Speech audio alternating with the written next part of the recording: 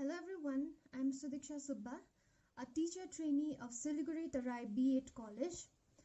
Currently, I'm in second semester and my method paper is political science.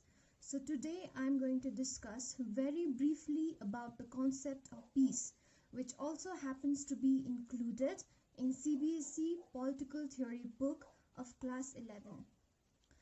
Now, the desire for peace is as old as humanity, that it has occupied a central position in the teachings of the major religions of the world. From the establishment of the League of Nations after the First World War to the later establishment of the United Nations, there has been an increasing desire for peace. There grew a universal desire for peace. Now, although arguments about this desire for peace is of recent evolution, initially many important political thinkers of the past, they thought peace to be negative, and they often wrote peace in the negative terms, and they glorified conflict as the only means to bring about growth of civilization. Now, two such political thinkers were Friedrich Nietzsche and Wilfredo Pareto. Now, Friedrich Nietzsche was a 19th century German philosopher, and he strongly believed that only conflict could bring about the growth of civilization, while Wilfredo Pareto argued that people who were able and who were willing to use force in order to achieve their means in society, they usually belonged to the governing elites of the society, and he had names for them. He termed them as the lions. Now, today's preoccupation with peace, as we see today everywhere, it is and it can be traced back to the atrocities of the 20th century, the atrocities which led to the killing of millions of people and loss of life and property. Now, these atrocities and events were the Cuban Missile Crisis, the Cold War, World War, among many others. Therefore, it is evident that we as human beings and humanity as whole, we have come to value peace after paying a huge price for its absence. Now let us begin to discuss the three important aspects which are related to this chapter. Number one is what is meant by peace. Number two, what is structural violence. And number three, the forms of structural violence. So let us begin with the question, what is meant by peace? Now, peace in normal terms and very general terms, we can say that peace is the absence of violence. But this definition here, it is not only misleading, but it is also very simple. Now, why is it simple and misleading is that because war is often related with armed conflict between the nations. But what happened in Rwanda and Bosnia was not war of this kind, yet it represented a violation of the cessation of peace. Now, it is very important here to note that while every war means the absence of peace, but not every absence of peace may take the form of war. So in a precise definition, we can say that peace is a state of balance in the country, in the world, where the people of the entire world, they get proper conditions for development. And there is no exploitation in terms of both social, economic, as well as political. Now, when we talk about peace, we also have to discuss about violence, because peace can persist only when violence ceases to exist. But violence is deeply rooted in the very structure of society, which brings us into the issue of structural violence. The term structural violence is commonly ascribed to Johann Galtung, which he introduced in his article Violence, Peace and Peace Studies of 1969. Now, he refers to structural violence as any scenario in which a social structure perpetuates inequity, thus causing preventable suffering.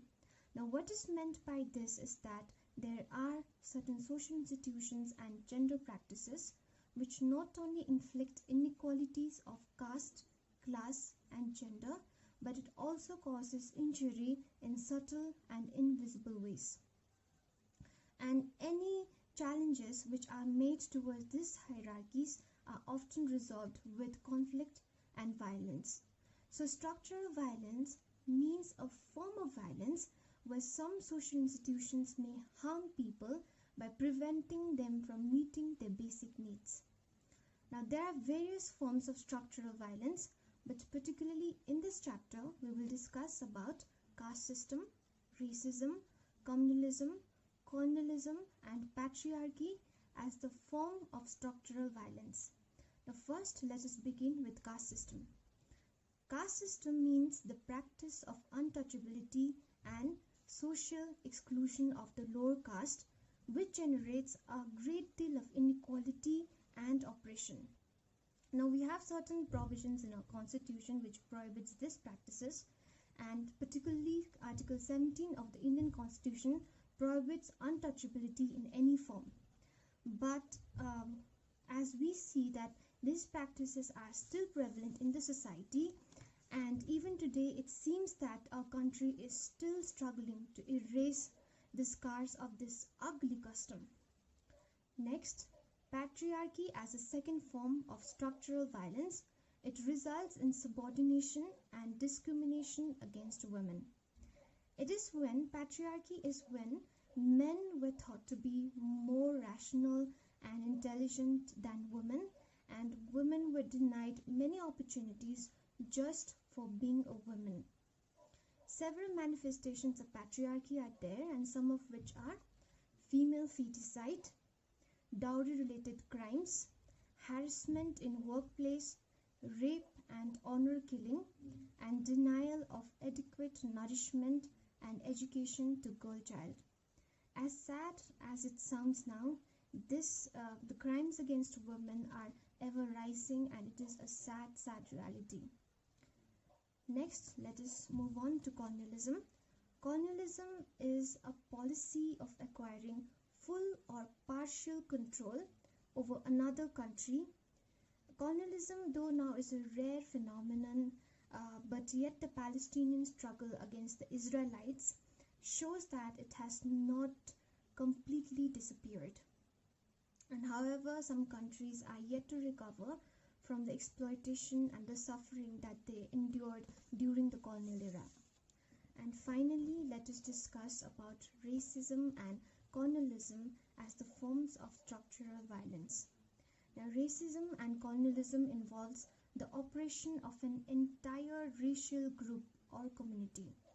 It has been often used by many communities to justify hideous practices like Negro slavery in the United States of America, the slaughter of the Jewish people in Hitler's Germany, and racial discrimination of an entire ethnic group in the country, which justifiably makes them be treated as second-class citizens.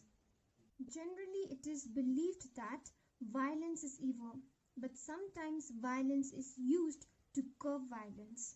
Many times, violence is used to remove tyrants and oppressors, and freedom movement is generally justified even though they use some violence.